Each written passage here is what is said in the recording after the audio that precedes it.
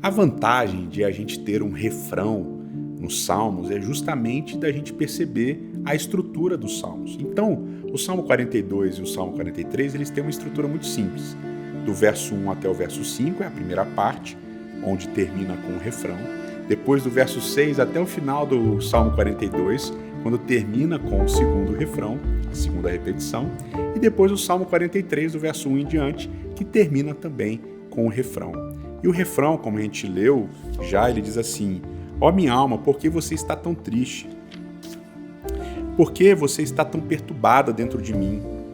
Põe a sua esperança em Deus, pois eu ainda o louvarei, Ele é o meu Salvador e é o meu Deus. É curioso nessa dinâmica desse refrão, porque o salmista ele reconhece qual é o problema dele. O problema dele é a falta de Deus.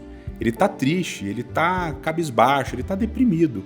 E ele sabe qual é o remédio que ele precisa, que é louvar Deus, é colocar esperança em Deus, é esperar em Deus, porque Deus é o Salvador. Agora, qual é a dinâmica da crise do salmista? Vamos perceber? Do verso 1 até o verso 4, no início do Salmo 42, ele diz assim, ó: como a corça anseia por águas correntes, a minha alma anseia por ti, ó Deus. A minha alma tem sede de Deus, de sede do Deus vivo. Quando poderei entrar para apresentar-me diante de Deus? Minhas lágrimas têm sido meu alimento, e de dia e de noite, pois me perguntam o tempo todo, onde está seu Deus? Quando me lembro destas coisas, eu choro angustiado, pois eu costumava ir com a multidão, conduzindo a procissão à casa de Deus, com canto de alegria e de ação de graças, entre a multidão que festejava. Aqui a gente tem duas coisas importantes. A primeira é uma figura de linguagem, essa ideia de água. Ele compara a presença de Deus com a água e a ausência de Deus com a sede.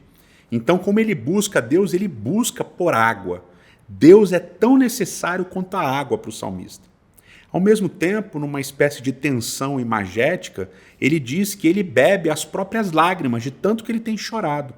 Ou seja, ele tem sede, mas não é sede de água, porque ele tem bebido as próprias lágrimas. A sede dele é sede de Deus. Agora, o mais pesado é no verso 4, quando ele diz do que ele realmente tem falta, do que ele realmente tem saudades. As saudades dele é participar do culto. A saudade dele é participar do momento de adoração diante do templo. A gente não sabe exatamente o que aconteceu para o salmista escrever esse poema, mas é interessante notar que a tristeza, a depressão dele é essa distância de Deus.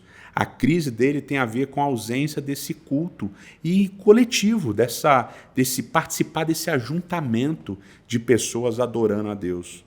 Por algum motivo, esse líder de louvor está afastado desse momento de louvor e ele sente muita falta. Uma das coisas mais difíceis no relacionamento com Deus e também nos nossos relacionamentos humanos uns com os outros é muitas vezes ter tido a presença e agora ter a ausência. Na verdade, esse é um dos motivos mais duros do luto também. Quando a gente perde alguém muito querido, a gente fica com a memória dos tempos que a gente passou junto. Ou seja, a presença gera a angústia da ausência. E é isso que o salmista está sentindo aqui.